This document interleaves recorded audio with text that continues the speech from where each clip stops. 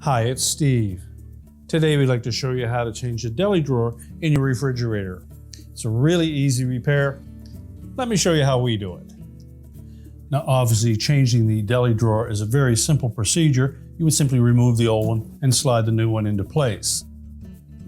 What we do want to mention though is to prolong the life of that deli drawer, that you should be sure that you don't overload that, and particularly when it is quite full, make sure that when you pull it completely out of the tray that you support the weight of it with your hand and don't rely on the rear tracks of that deli drawer to support it. To clean it, simply remove it and any items in it and wash it with warm soapy water. Rinse well, allow it to dry, and then you can put it back into the refrigerator. So to replace it, we're simply going to remove the old one if it's still in place.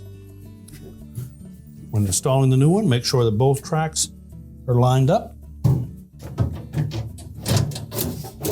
And always ensure that it is completely pushed back into place before you close the refrigerator door.